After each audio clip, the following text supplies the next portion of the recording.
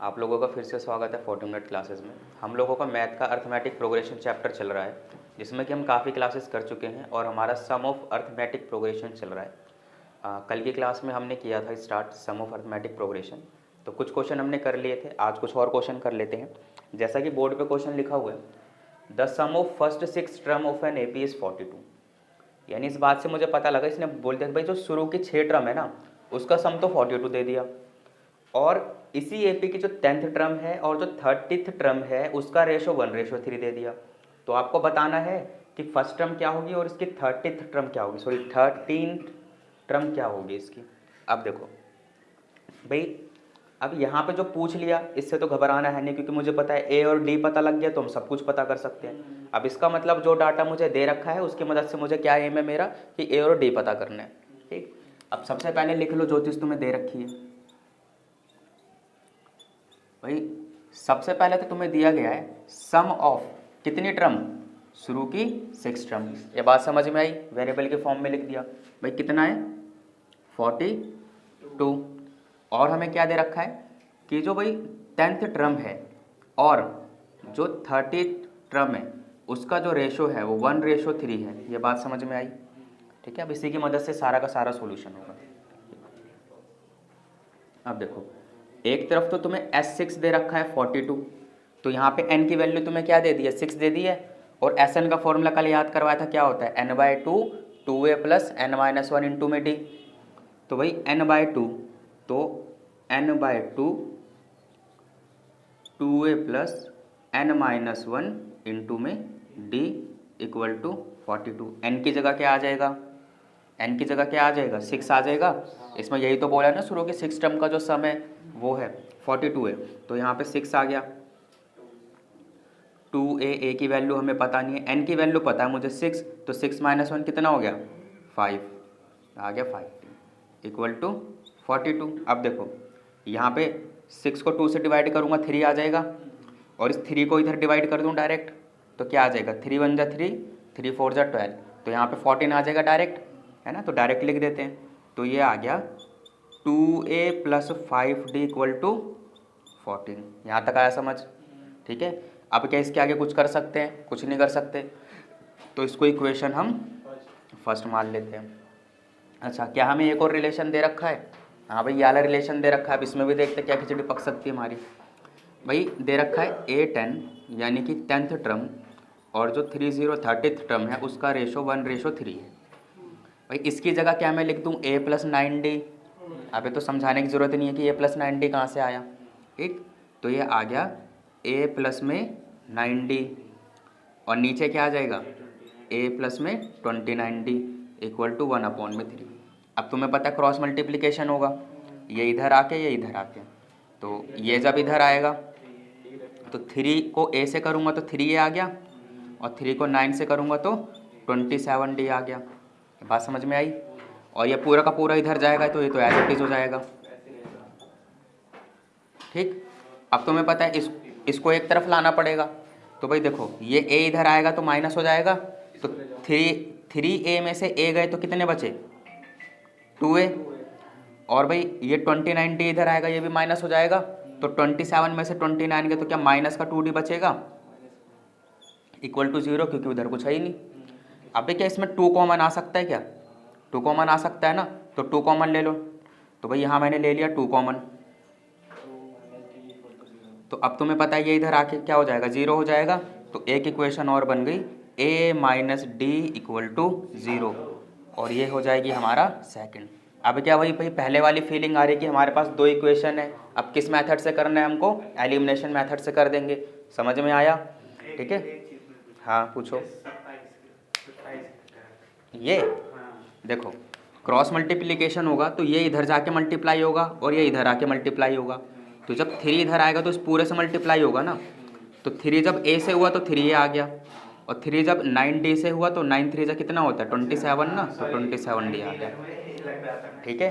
तो ये समझ में आया, ठीक, यहाँ तक नोट कर लोगे। अब फिर आगे इसको हम सॉल्व करते हैं। क्या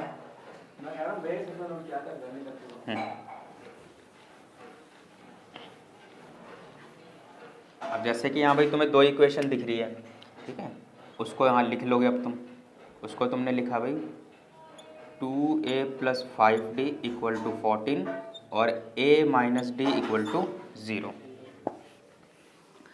अब भाई इसमें सबसे प्यारा कौन लग रहा है? a लग रहा है ना। तो अब यहाँ तो 2a है और यहाँ पे a है केवल, तो इसका मतलब केवल साइन चेंज करके तो हम इसे काट नहीं सकते। तो हमने भी एलिमिनेशन में सीखा था, अगर यहाँ 2 है तो यहाँ भी 2 करना पड़ेगा। तो भाई 2 मुझे क्या करना पड़ेगा? बोथ साइड मल्टीप्लाई करना पड़ेगा। तो 2 जब इधर मल्टीप्लाई करूँगा तो ये तो 2 हो गया और ये भी 2 हो गया और 2 0 सा 0। आया समझ? अब क्या साइन चेंज कर सकते हो? अब इसका कोफिशिएंट मैच हो गया, प्लस का माइनस, माइनस का प्लस, और यहाँ तो खैर 0 है तो इससे तो कोई फ़र्क पड़ेगा नहीं। ठीक, ये कट गया। 5 प्लस में 2 7d और भाई 14 - 0 तो 14 ही आएगा। तो d की वैल्यू कितनी आ गई? 2 आ गई। 7 इधर जाके डिवाइड हुआ, d की वैल्यू 2 आ गई। चलो भाई, अब तुम्हारी इच्छा है भाई किस में पुट करो। अब मुझे पता है सबसे अच्छी वैल्यू कौन सी लग रही है, जो हमने a - d निकाला था भाई सबसे ईजी है। उसको हमने सेकंड माना था, उसको सेकंड माना था। Put d = 2 in equation second. तो भाई a - d था तो a - 2 हो गया = 0। तो a की वैल्यू क्या आ गई? 2। बात समझ में आई? अब भाई क्या तुम्हें a पता लग गया, d पता लग गया। अब जो पूछे अब बस पहले तो इसने पूछा फर्स्ट टर्म, तो जब इसके नीचे सॉल्यूशन करोगे, हेंस भाई फर्स्ट टर्म यानी कि a की वैल्यू क्या है? 2। और 13th टर्म पूछी है ना, 13th टर्म पूछी, क्या इसको लिख सकता हूँ? a + 12d।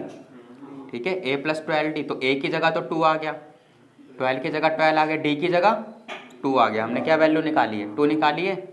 12 2 जब 24, 12 2 जब 24 प्लस में 2 26 हो गया भाई। तो ये था क्वेश्चन। ठीक, बस ठीक है, चलो ठीक है।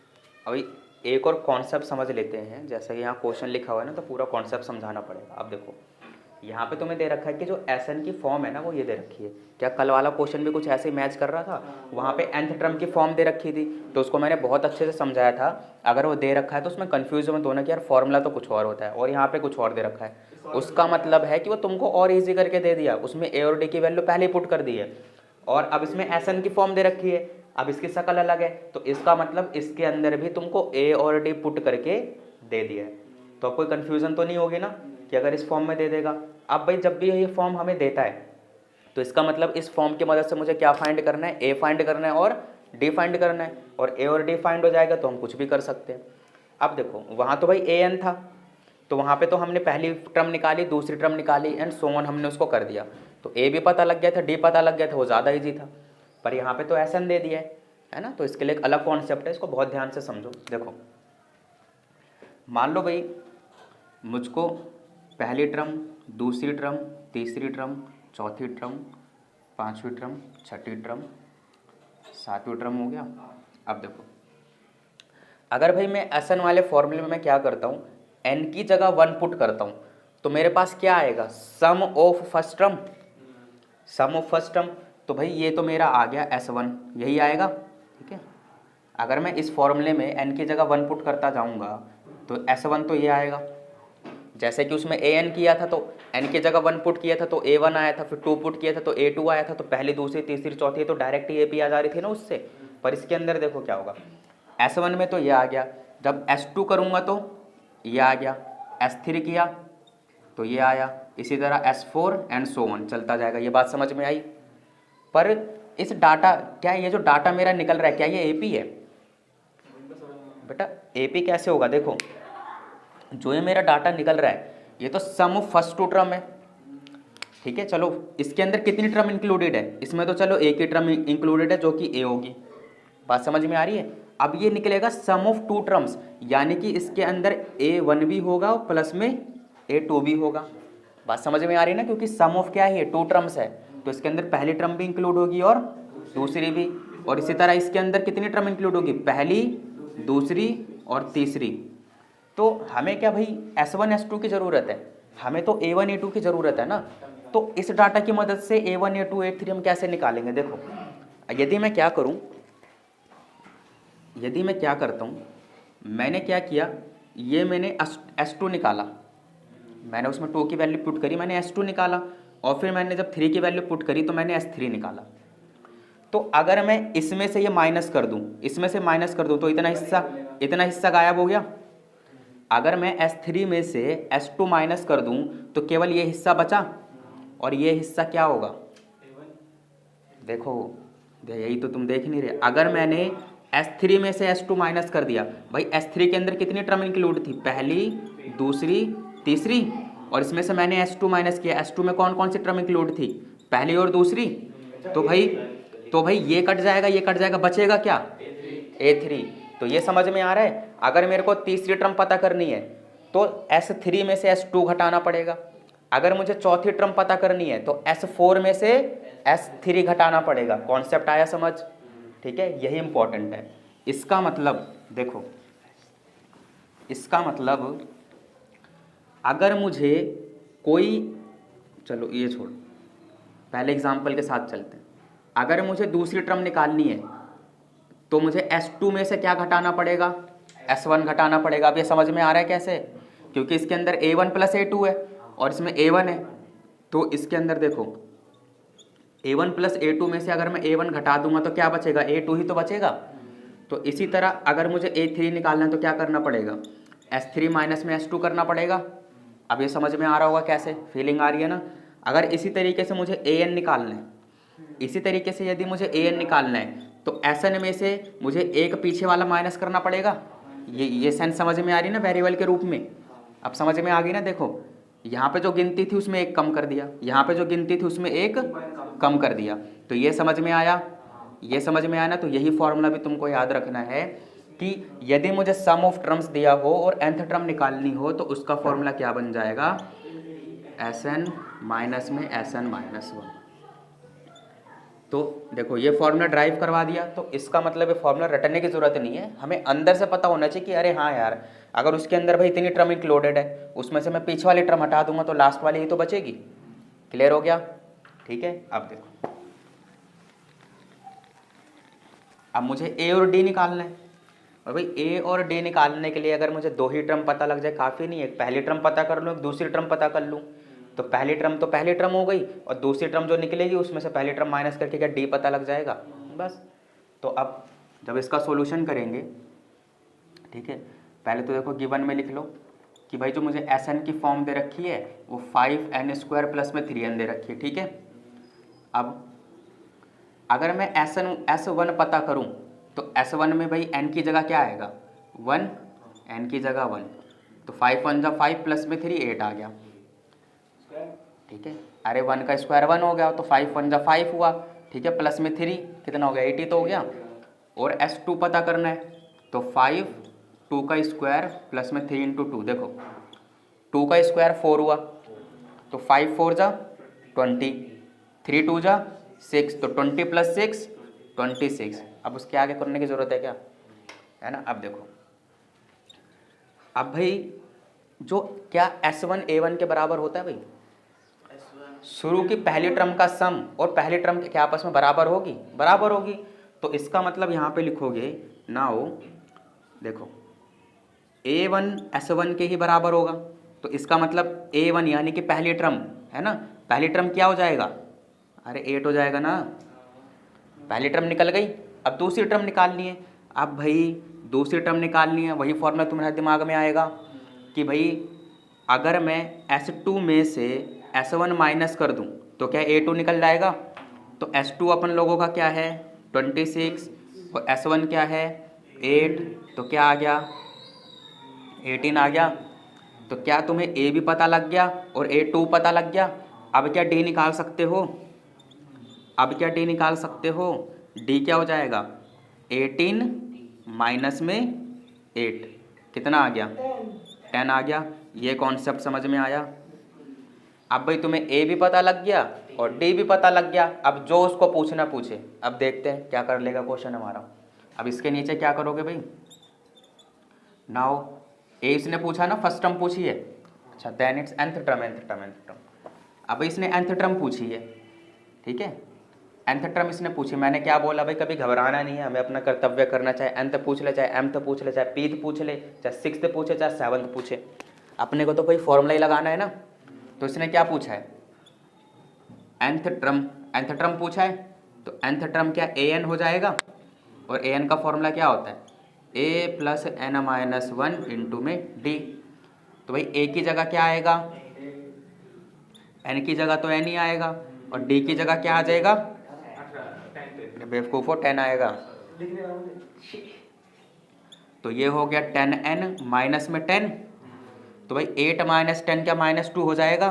तो इसका मतलब 10n माइनस में 2, ये मेरी फॉर्म किसकी बन गई है, ये मेरी किसकी फॉर्म बन गई है, nth टर्म की। तो यही अपना आंसर है, क्योंकि n की जगह हमें n ही पुट करना है, तो आगे तो कुछ कर नहीं सकते। तो ये अपना आंसर हो गया। ठीक है, क्वेश्चन बहुत बढ़िया है, कॉन्सेप्ट तुम लोग समझ गए। अब ये फॉर्मूला रटने की जरूरत नहीं है, अंदर से तुम्हें पता लग रहा है कि ऐसा क्यों है। समझ में आया? ठीक है, कोई ऐसा स्टेप जो ना आया हो, आ गया ना। अब एक और क्वेश्चन देख लो भाई, ये भी काफ़ी इंपॉर्टेंट है, इसमें बच्चे गलती कर देते हैं। देखो क्वेश्चन ने ये बोला कि जो शुरू की जो आपके पास 10 टर्म है ना, उसका सम तो -150 है, और जो उसके आगे और 10 टर्म आएंगी, ये ध्यान से, नेक्स्ट 10 टर्म, ठीक है, नेक्स्ट 10 टर्म -550 है। अब इसमें ना बच्चे क्या करेंगे, चलो ये लिखा है S10 तो लिख देंगे कि -150 है, और फिर उसके बाद बोले ना नेक्स्ट 10 टर्म, तो फिर से वही कर देते हैं S10। ठीक है, तो ये क्या पॉसिबल है भाई, ये पॉसिबल नहीं है। अब इसने बोला नेक्स्ट 10 टर्म, तो भाई उसको वेरिएबल के फॉर्म में लिखोगे कैसे, वेरिएबल के फॉर्म में कैसे लिखोगे, देखो ऐसे लिखोगे कि भाई शुरू की जो 10 टर्म है उसका तो तुम्हें दे दिया -150, और जो इसके आगे 10 टर्म है उसका दे दिया -550। भाई अब ये तो मैं लिख सकता हूँ, अब इसको कैसे लिखूँ वेरिएबल के फॉर्म में, देखो ऐसे लिखोगे, भाई शुरू के 10 टर्म का इतना है, उसके आगे के 10 टर्म का इतना है, बस चल गया ना दिमाग। तो इसका मतलब पूरी की पूरी 20 टर्म का कितना हो जाएगा, इसको और इसको ऐड कर देंगे तो कितना हो जाएगा, 0 0 7 माइनस का 7 0 0। आया समझ? ठीक है, ये तरीका है। तो अब सब समझ ही गए हो, तो अब तुम्हें पता है आगे क्या करना है। अब तुम लोग भाई अपना गिवन वगैरह लिख लेना, हम क्वेश्चन पे डायरेक्ट चलते हैं। ठीक है, कोई टाइम हो रहा है, गिवन वगैरह लिख लोगे ना। ठीक है, अब जब सॉल्यूशन पे हम सीधा चलते हैं। भाई देखो इसने एक तो मुझे ये दिया है कि जो S10 है वो तो सर आपका ये है। ठीक है, तो इसको सॉल्व करो भाई, वही formula n/2 2a plus n minus 1 into में d, ये आ गया। n की जगह क्या आ जाएगा, 10 आ जाएगा, तो सीधा 10/2 5 लिख दूँ। समझ में आ रहा है भाई, a की वैल्यू मुझे पता नहीं है, 10 माइनस 1 सीधा 9 लिख दूँ, -150। भाई 5 इधर सीधा डिवाइड कर ले, तो 2a plus 9d equal to -30, क्योंकि 5 इधर डिवाइड होगा -30 आएगा। लो भाई एक इक्वेशन बन गई। देखो अब तुम्हें खुद ही समझ में आ रहा होगा कि इक्वेशन बन रही है, इसका मतलब हम सही चल रहे हैं। इसका मतलब तुम्हें पता है दूसरे डाटा से एक और इक्वेशन बन जाएगी। अब दूसरे डाटा में भाई क्या लिखोगे कि अपना S20, अब क्लियर हो गया S20 कहाँ से आया, तो S20 क्या हो जाएगा, -700 S20। ठीक है, लाइन खींच दे रहा हूँ, तो क्या हो जाएगा सीधा भाई n/2 2a plus n minus 1 into में d इक्वल टू ये हो गया। तो भाई n/2 की जगह सीधा 10 लिख दें, क्योंकि 20/2 10 हो गया। 2a n माइनस 1 में सीधा 19 लिख दूँ, तो 19d। अब 10 को इधर सीधा डिवाइड कर लें,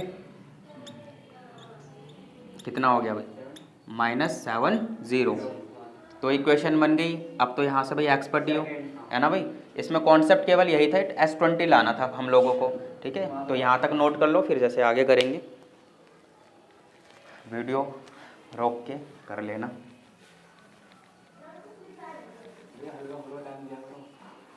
भाई हल्का फुल्का टाइम पर तुम्हारे हाथ में फ़ोन है, वीडियो रोको, नोट करो। ठीक है, अब भाई जब सॉल्व करोगे, ये किया, वैसा तो ये मुझे कराना नहीं चाहिए, केवल इसमें देखो कॉन्सेप्ट समझा देता हूँ, उसके आगे तो तुम्हें आता ही है, अब तो एक्सपर्ट हो ही गए हो। अब देखो भाई ए वाली शक्ल बहुत अच्छी लग रही है, इसको ही पहले कर देते हैं। और देखो 2 2 है भी, माइनस माइनस और ये क्या हो जाएगा प्लस, कट गया भाई। 9 माइनस में 19D, क्या माइनस का 10D आएगा, और माइनस 30 प्लस में 70, तो क्या प्लस में आएगा क्योंकि बड़े डिजिट पे प्लस है, तो कितना आ गया 40। ठीक है भाई। अब ये -10 जब इधर जाके डिवाइड होगा तो एक तो गया, और माइनस है तो डी की वैल्यू क्या आ गई -4। क्लियर हुआ। अब भाई तुम्हारी इच्छा है, मुझे तो सबसे अच्छी शक्ल ये वाली लग रही है पहले इक्वेशन की, है ना, तो इसमें पुट कर देते हैं। तो अपना लिख दोगे put d equal to -4 in equation first माना था उसको, ठीक है। इधर कर दे रहा हूँ, तुम लोग वही अच्छे से कर लेना, यहाँ तो जगह की कमी की वजह से हो रहा है। तो भाई जब पहले वाले में पुट करूँगा 2 लिखा, a लिखा, प्लस 9D की जगह क्या आएगा -4। भाई ये गलती मत करना, 9 - 4 कर देना, तुम्हें पता है d मल्टीप्लाई हो रहा है तो ऐसे आएगा। ठीक है, कई बच्चे ज़्यादा बुद्धिजीवी होते हैं तो ऐसे कर देते हैं। ठीक, -30, तो भाई 2a -36 equal to -30, 2a equal to -30 plus में 36, तो भाई अब कितना हो गया 6 आ गया। अरे माइनस प्लस माइनस होगा, 6 आया, ठीक है भाई, प्लस के 6 आएगा, और a की वैल्यू क्या आ गई 3 आ गई। अब इसने पूछा क्या है फाइंड AP, अब तुम्हें AP पता करनी है। अब भाई a और d दे दिया, चाहे तो भाई AP पूछ, चाहे कोई सा टर्म पूछ ले, है ना, हम निकाल देंगे। हेंस a तो अपना 3 आ गया, अब d की वैल्यू क्या -4, यानी कि इसमें घटता जाएगा। तो भाई 3 में से जब 4 गए तो -1, माइनस के 1 में और -4 किया -5, और -4 में और -4 किया -9, तो ऐसे ऐसे ऐसे चलता जाएगा भाई। 2 3 4 निकालो, ज़्यादा निकालने की जरूरत नहीं है। आगे समझ, ठीक है। तो इस चीज़ को नोट कर लो। अभी मे भी 2 क्लासें और लगे AP में, तो कॉन्सेप्ट समझ में आ रहे होंगे, ठीक है। तो बहुत अच्छे से कर लेंगे। एक भी क्वेश्चन ऐसा नहीं होगा कि जो सर के ऊपर से जाए, सारे क्वेश्चन ऐसे होंगे कि अंदर दिमाग में हो जाएगा कि अरे यहाँ इसमें ये करना है। क्लियर हो गया, ठीक है। इसको नोट कर लो। आज की क्लास ही रहने देते हैं। ओके।